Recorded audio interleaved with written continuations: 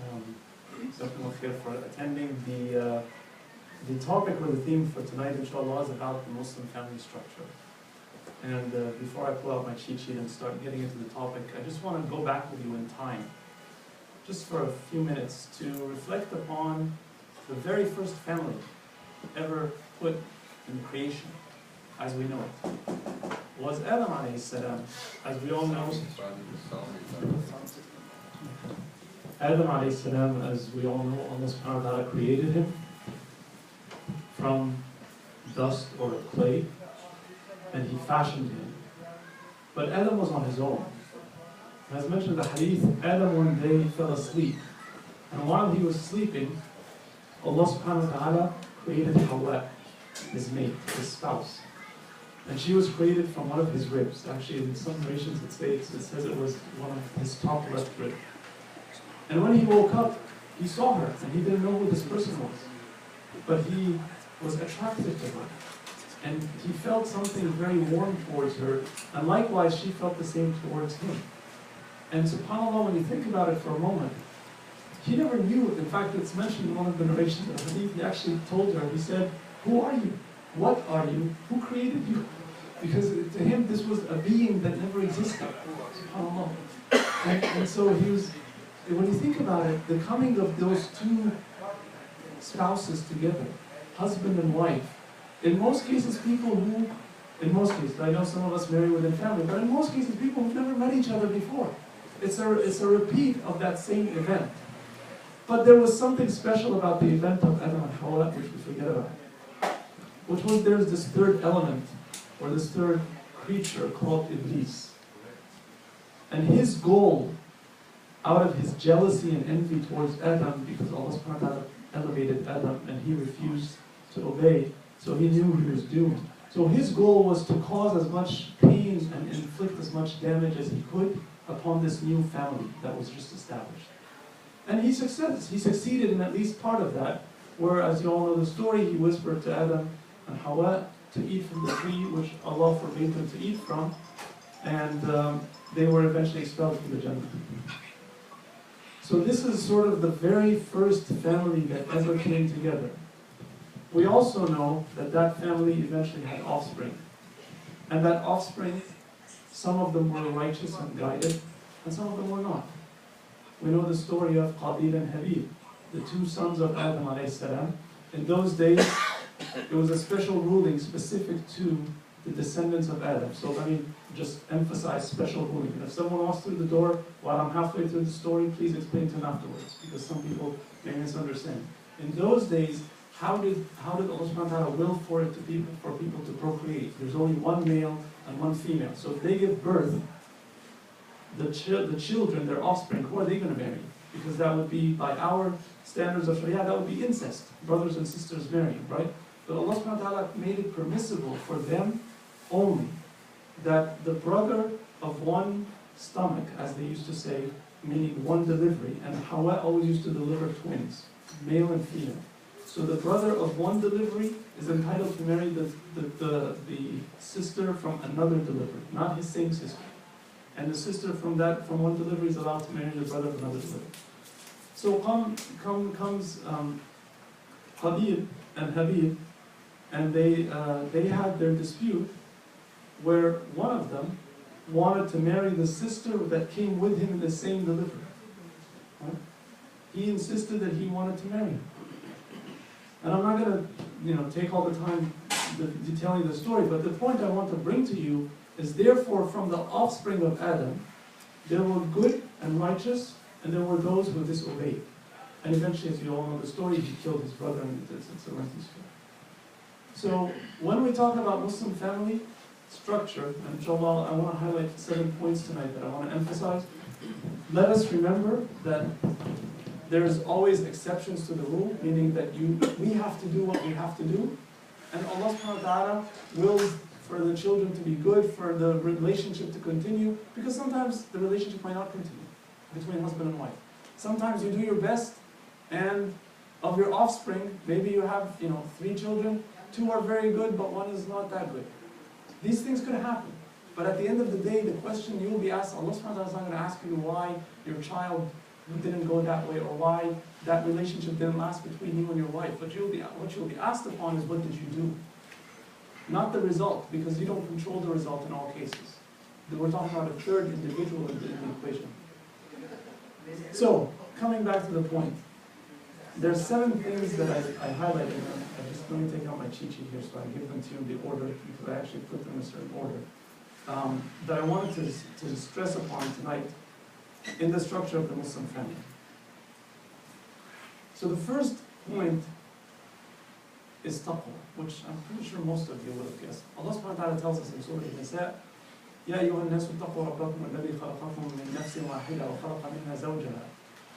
O mankind, or O people, have taqwa of Allah, who created you from a single soul, Adam alayhi salam. And then from that soul he created his mate, Hawa. وَبَثَّ مِنْهُمَا رِجَالًا كَثِيرًا وَنِسَاءً. And from them provided their offspring shura, right? So, but the beginning of the verse started with the instruction of taqwa. Taqwa of Allah subhanahu wa ta'ala. Taqwa does a couple of things. Remember, always the equation is going to have, it's like a triangle. There's sort of 3 elements to it. There's the husband, there's the wife, and there's the offspring. For the husband or for the wife, they are individuals. I don't need to spend a lot of time to tell you the benefit of having taqwa. But let's just focus on the offspring for 1 minute. You all know the story in Surah Al-Kahf. In Surah Al-Kahf, Allah subhanahu wa ta'ala tells us the story of Al-Khadr with Musa alayhi salam. You all familiar with that story? When Musa alayhi salam had to go seek out the Khadr, and the Khadr, it was basically Musa was asked by an individual, who is the most knowledgeable on the face of this earth. Musa alayhi salam, being a prophet of Allah, he assumed he was the most knowledgeable. So he said, I guess I am. I mean, not in those language, not in those exact words, but that sort of, his answer was, I am. But Allah subhanahu wa ta'ala told him, Ya Musa, you should have asked me first, because there's another one of my servants who has knowledge that you don't have. And he is Al-Khadr, so you go meet him and learn from him. So when he met the Khadr, there were 3 particular incidents that occurred. The last incident, what was it? They were going together, Musa and Al-Khadr, to a village.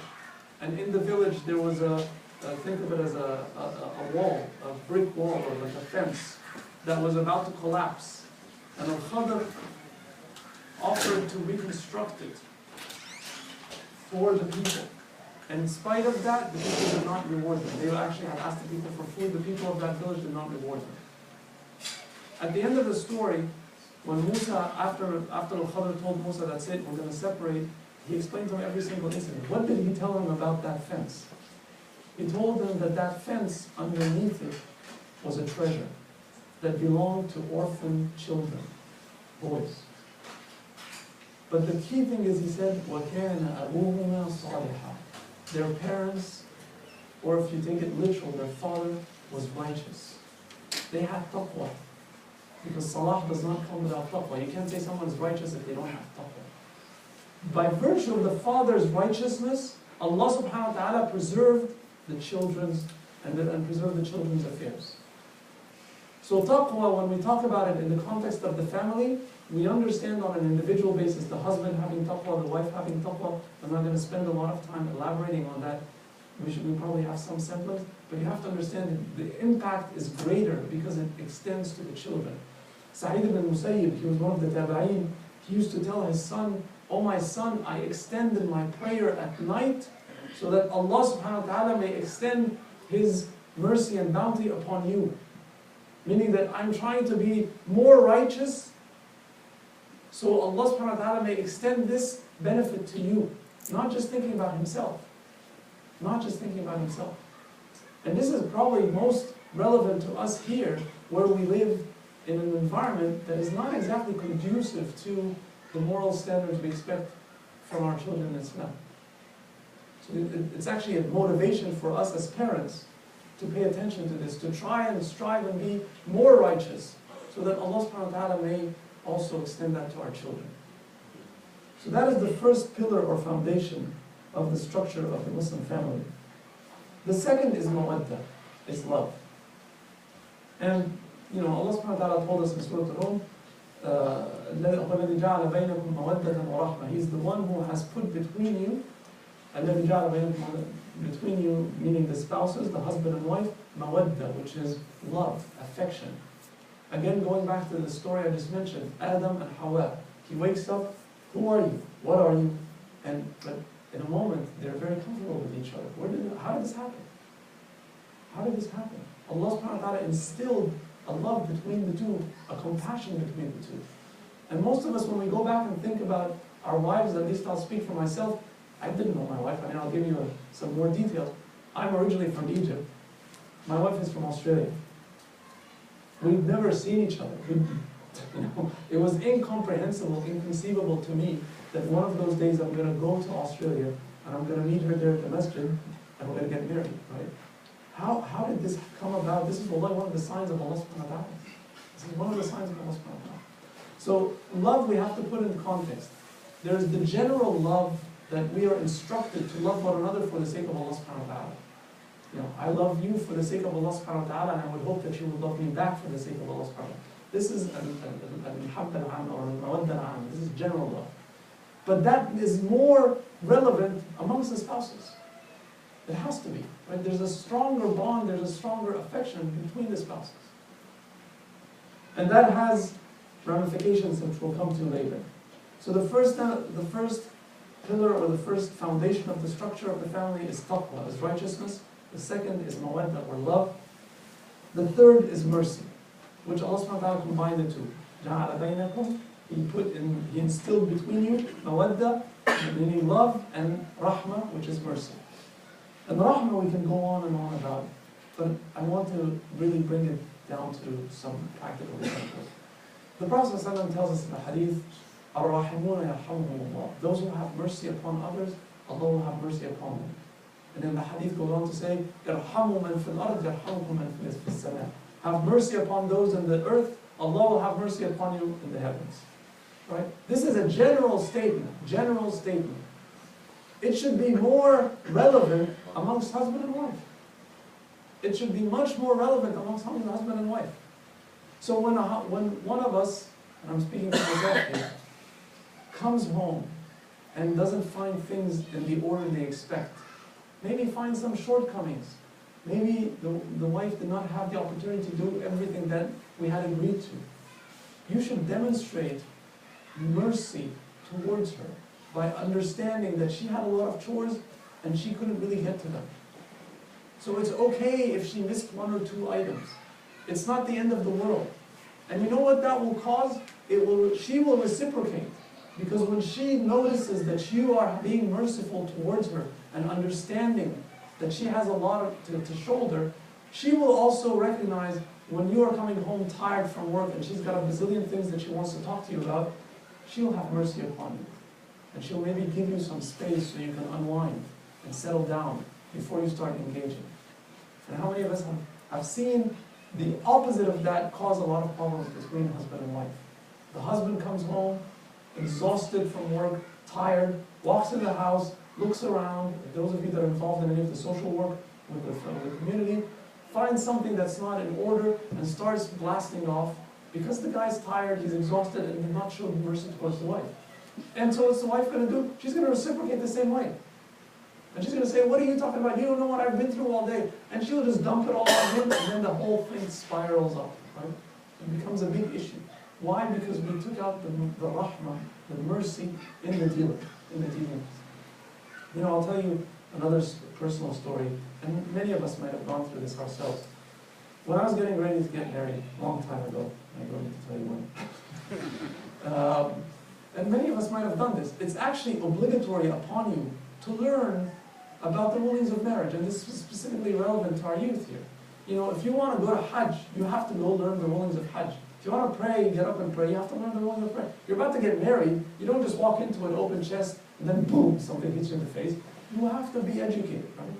So, I got all these books and I started reading about it, and I remember very clearly that one of the things I did, one of the books which is probably still very relevant today, Fiqh Sunnah, it actually outlines the duties of the husband towards the wife and the duties of the wife towards the husband. And those are the things most that I memorized. I want to know 1, 2, 3, 4, 5, 6, and you owe me 1, 2, 3, 4, 5, 6, right? This is not how relationships are built. I mean, I say this jokingly, but it was a little naive of me in those days. Maybe I was a little young and naive, and None of the shuyukh at the time pointed out to me that, we're so engrossed in studying the fiqh, but not thinking about the implementation. You're not going into a this isn't a business contract where I'm sitting here negotiating with a brother and we're negotiating a contract and we're putting some, clauses, clause 1, clause 2, clause 3, and then, I'm going to come home one day and I'm going to take out the contract and say, oh, look, you did not satisfy clause 1. So the penalty statement applies. And then she'll take out the contract as well and she'll start going through my penalty statement. So we'll never finish. The relationship has to be built upon rahmah, mercy. We can't be sitting there keeping tab for each and everything that they said or they did or what have you. There's a hadith narrated. It happened in the time of Muhammad ﷺ. It's a very interesting story. It shows you the way Prophet Muhammad ﷺ implemented this, because we don't want to talk about it in theory. We also want to see how the best of mankind implemented it. One day, he had a dispute with Aisha. And they're husband and wife, by the way. So this is Muhammad ﷺ, the best of creation of Allah. And this is Aisha, al-Mu'mineen. Yet she has disagreements with her husband and she gets upset with him, right? This is perfectly okay. But what she did is her voice got a little bit loud, right? She was, a little angry with the Prophet. And in those days, the homes, as you know, were made out of mud. There weren't roofs, there was no proofing, soundproofing, or, any kind of insulation. So who happened to be walking outside? Her father, Abu Bakr. He hears her voice and he gets very upset. His daughter's voice is loud in the house of the Prophet ﷺ. He couldn't take it himself. So he knocks the door and he walks in. They let him in. And he addresses her. He doesn't call her Aisha. He doesn't call her Bint Siddiq, the daughter of a Siddiq, which is typically how they would address her. He actually called her by her mother's name. Bint Fulan, you're the daughter of such and such a woman. So that, just the beginning of the statement was an indication that he is very angry. Very upset with his daughter. How could you raise your voice so high to the Prophet? You know what Aisha did? I just want you to visualize this for a moment. This was when husband and wife were in dispute, right? And the father comes over. She ran and hid behind the Prophet. She actually got up and she moved and hid behind him. And the Prophet is the one who calmed down Abu Bakr. And then eventually Abu Bakr Siddiq left. And after he left, he turned to Aisha and he told her, did you not see what I did for you? He didn't sit there and say, now let's just finish the account, right? You were yelling at me a few minutes ago, now let's just sort this out, right? He didn't do it. He forgot about it completely. He just said, did you not see what I just did for you? I saved you from the anger of Abu Bakr Siddiq. And they started laughing. Their laughter actually got loud, that Abu Bakr Siddiq was still, he hadn't gone far. He was outside. Now he heard them laughing. So he came back and he knocked on their door and he said, allow me to share with you this laughter just as I shared with you the anger. But the point is the implementation. The Prophet ﷺ was so merciful. He forgot about that whole incident in a moment. In a moment he forgot about it. But sadly, we don't do this a lot. And that's why I wanted to share that. That's one example that just resonated with me so strongly.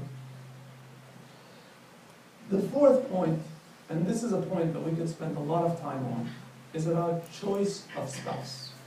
It's probably more relevant at the very early stages of the relationship, and probably more relevant for our youth.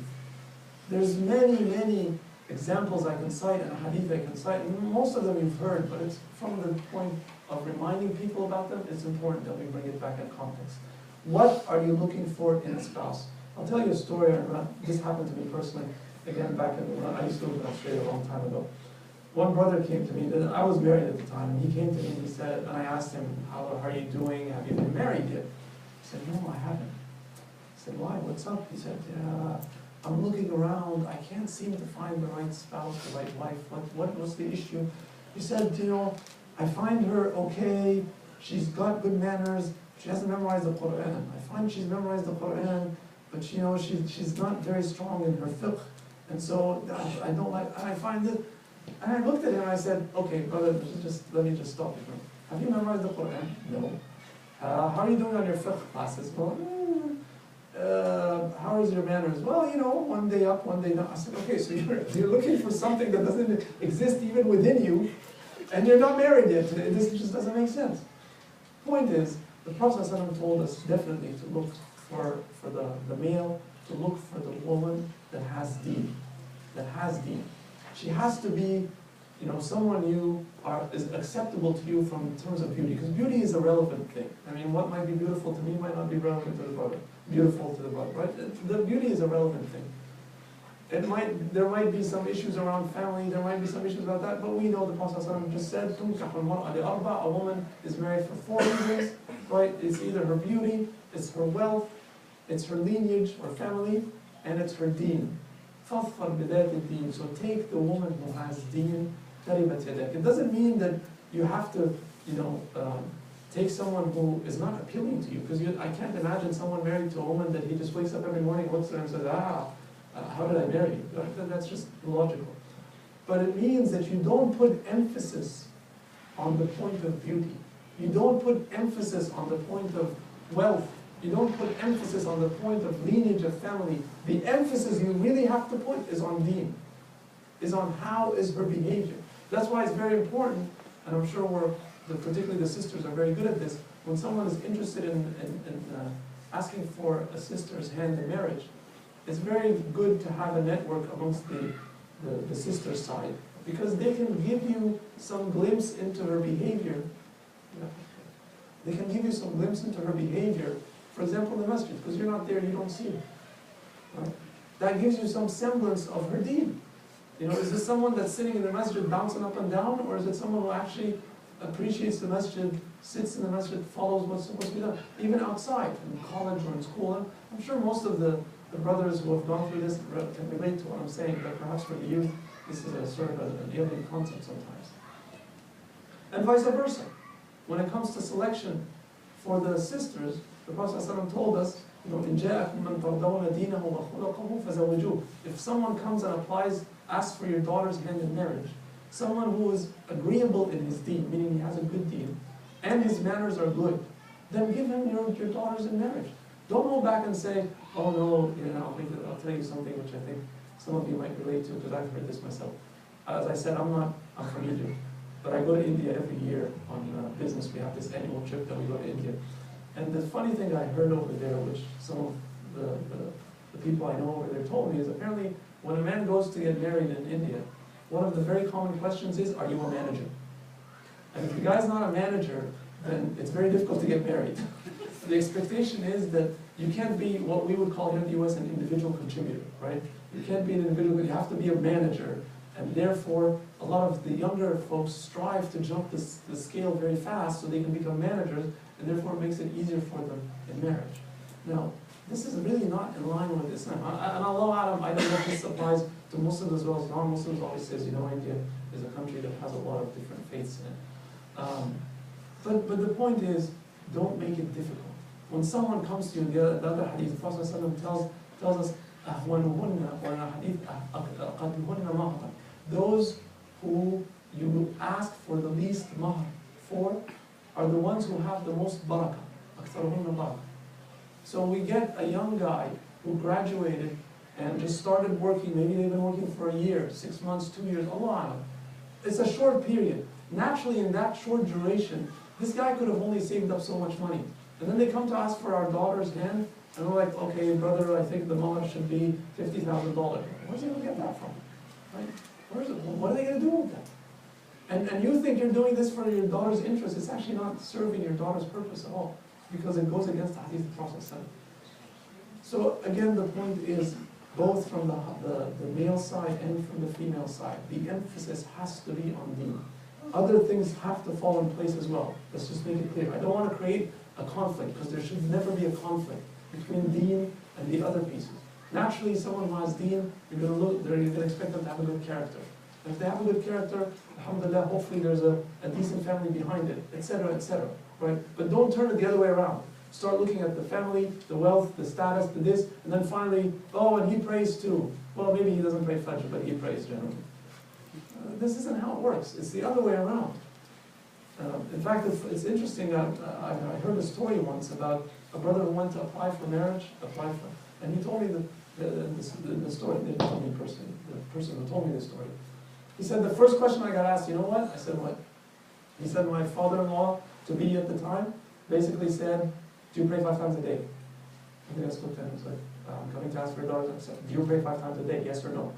It was a little bit military in his style, but that was his first question. And honestly, I can't blame him. Maybe the style, I would say, can be a little different, but that's the where you put the emphasis, right?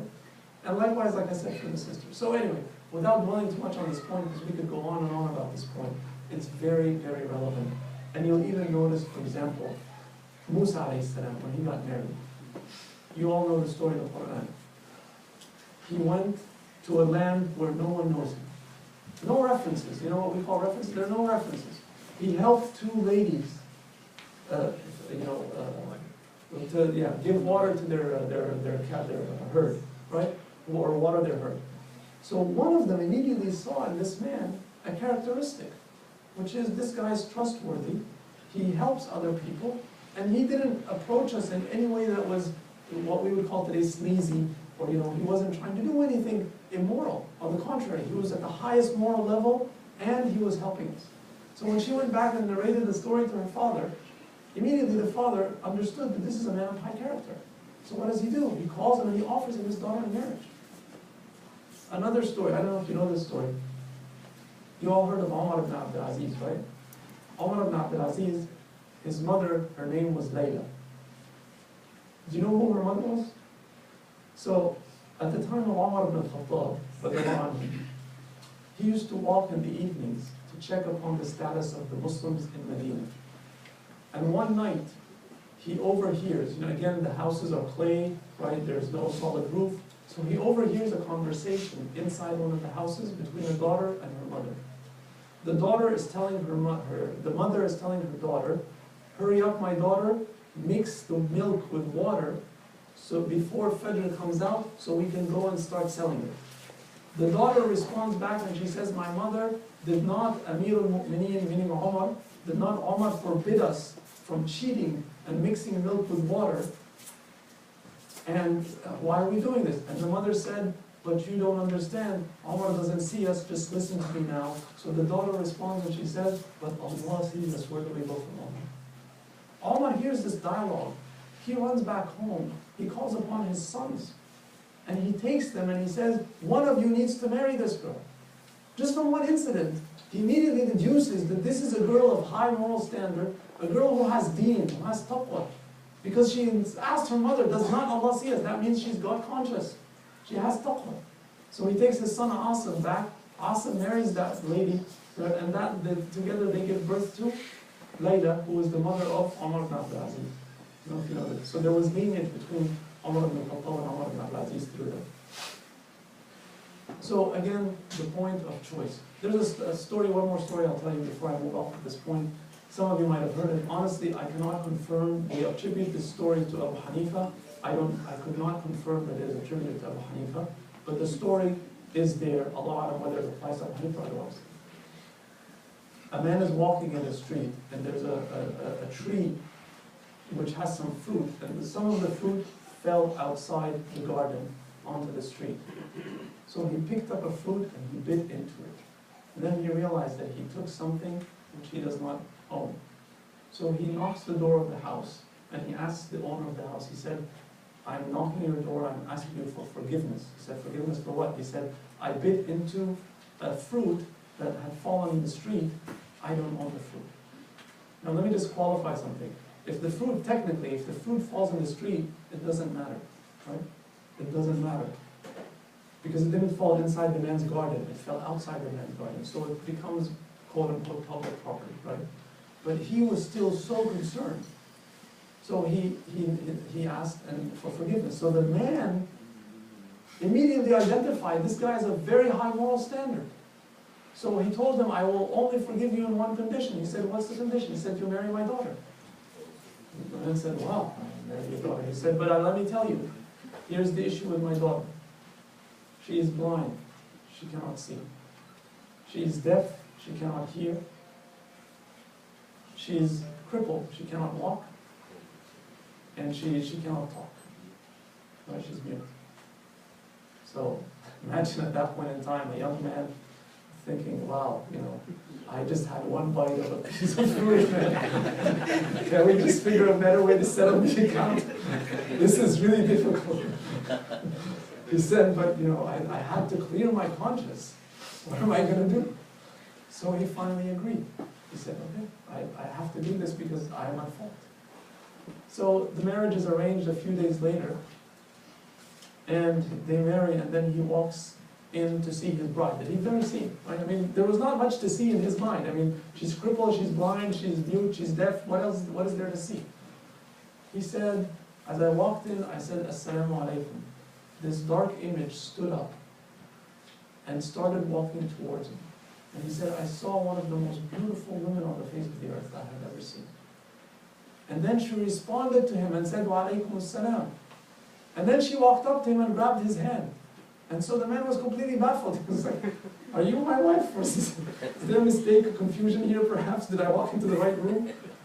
And so she explained to him, she told him, my father told you that I am deaf because my ear has never heard anything haram. And he told you that I am blind because I have never set my eye on anything which Allah has not made permissible. And I am mute because I have never spoken or uttered something that would displease Allah. And I am crippled because I have never left from my house to a place which would displease Allah subhanahu wa ta'ala. So that story is documented. Now some people attribute the result of that marriage to Abu Hanifa. I could not prove that point, but Allah. So again, choosing is obviously a very critical part of it. Choice of spouse. 3 more points. Fairness and justice. Fairness and justice. So we have to ensure that everyone in the family plays their role, does their part. A family can never function if we only have one side of it operating, or some side of it, operating. Everyone has to understand what is their duty, what are they supposed to do, what role do they have in terms of the family, and then act upon it. As we all know, the hadith of the Prophet he says, "Kullukum ra'in, wa kullukum mas'ulun 'an ra'iyatihi."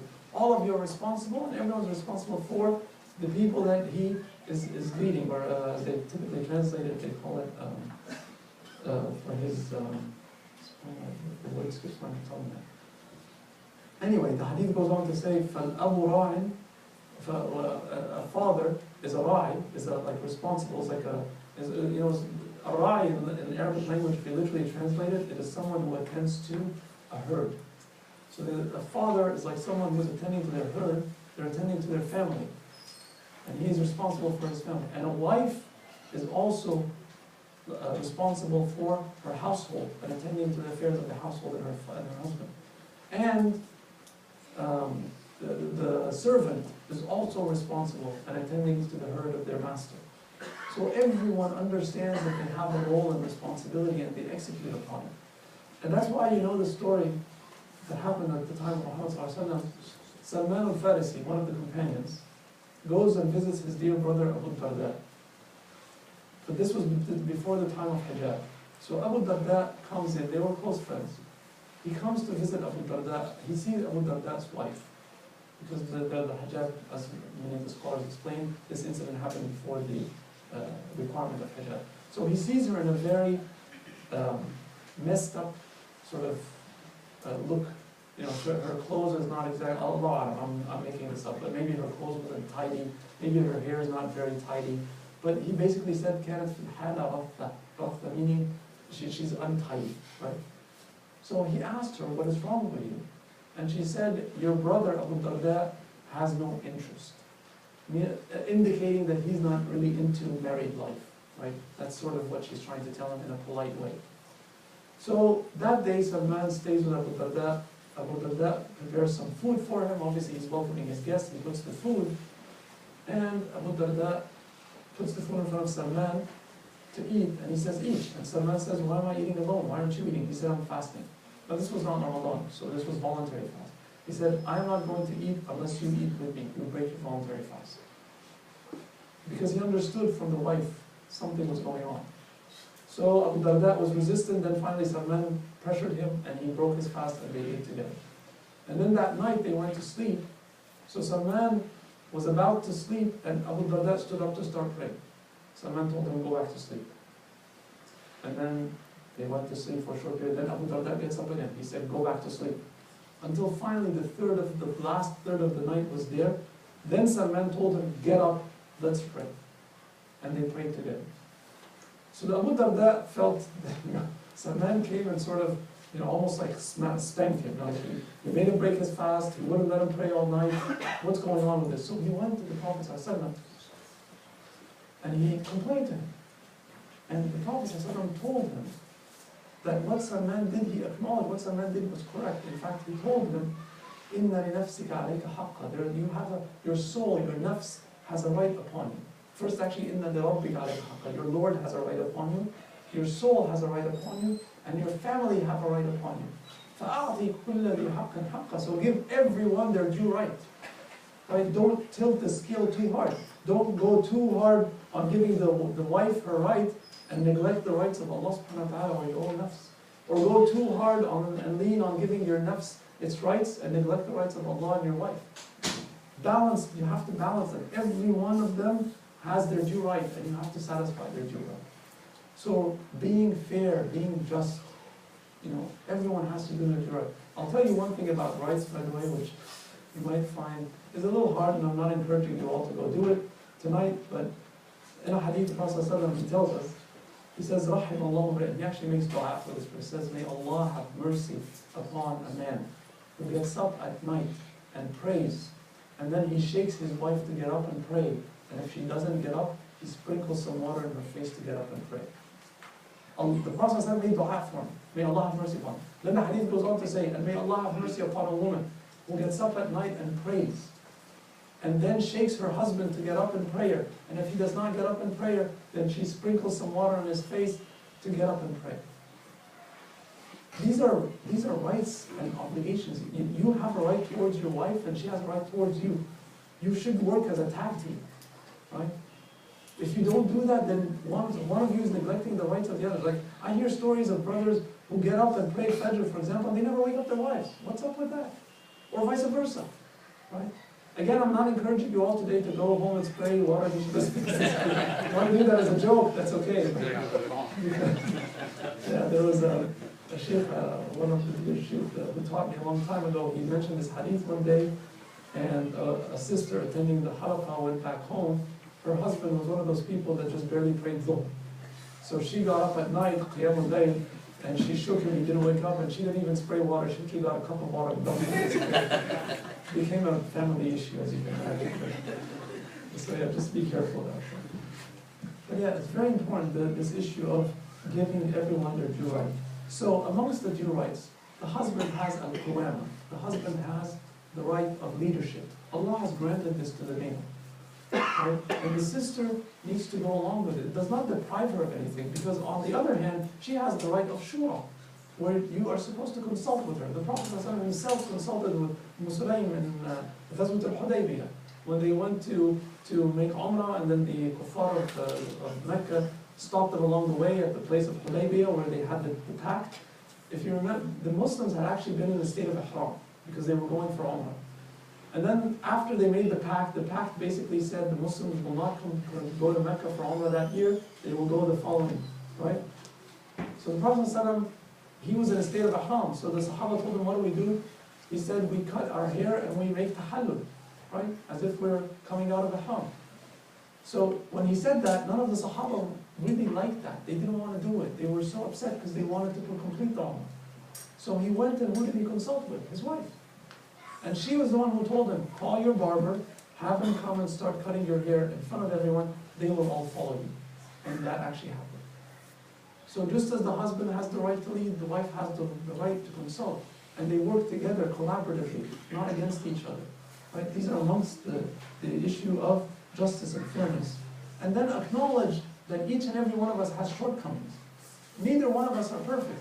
Abdullah ibn Abbas, the cousin of the Prophet ﷺ, used to say, I never asked my wife for her full duty because I know that I have my shortcomings and I cannot give her my full duty. Right?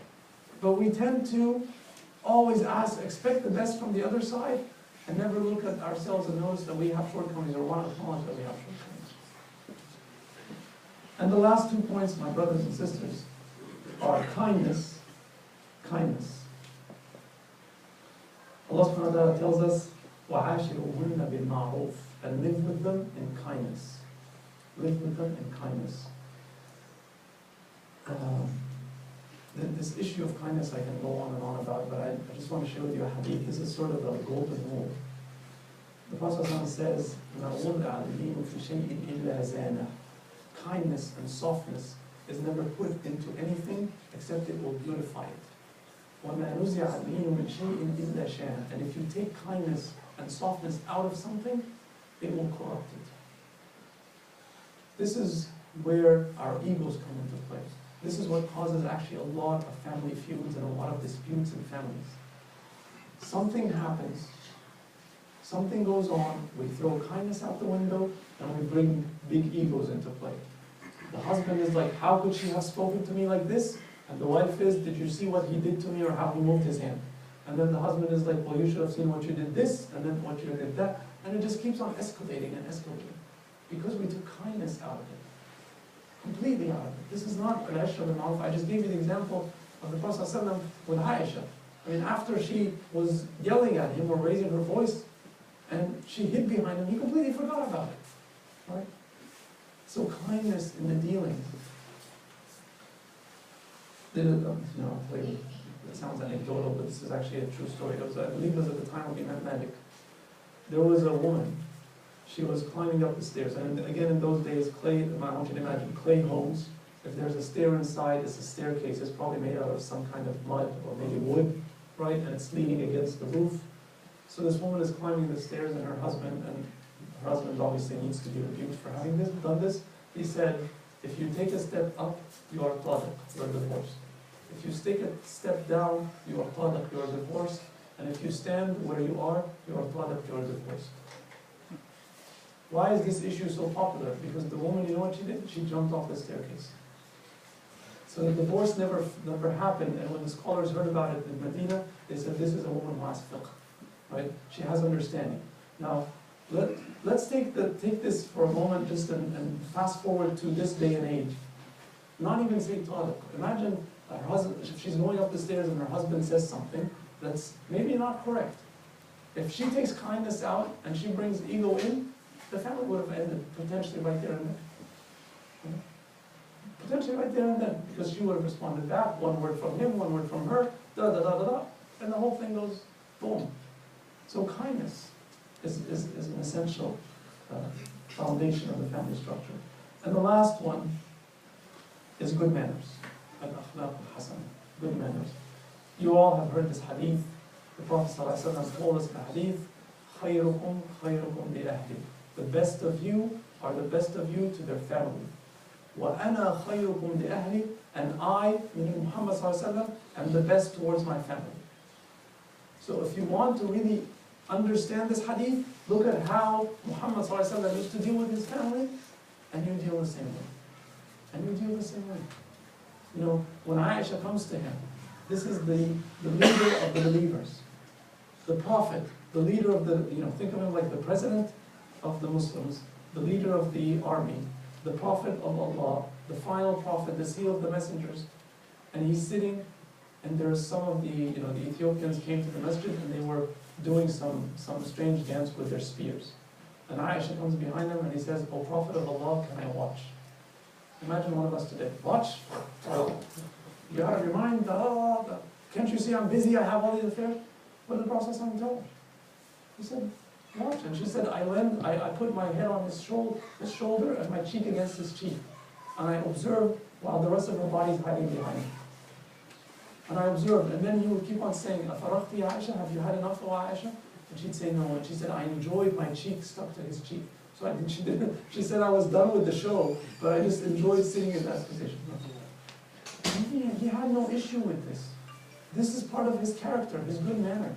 When he's with Aisha, and one of his other wives brings him a dish. And Aisha, I believe it was Hafsa, if I'm not mistaken. And one of them gets very jealous. So she takes the dish and she smashes it. And he has his companions with him. He has some of the companions with him. Can you imagine if it was one of us in those days? Are you out of your mind? You insult me in front of my friends. Blah, blah, blah. What did the Prophet do? He said, your mother has become jealous, your mother has become jealous. And then he told her, by the way, you owe her a dish, because you broke her dish. End of story. Situation diffused, a moral character that just is amazing.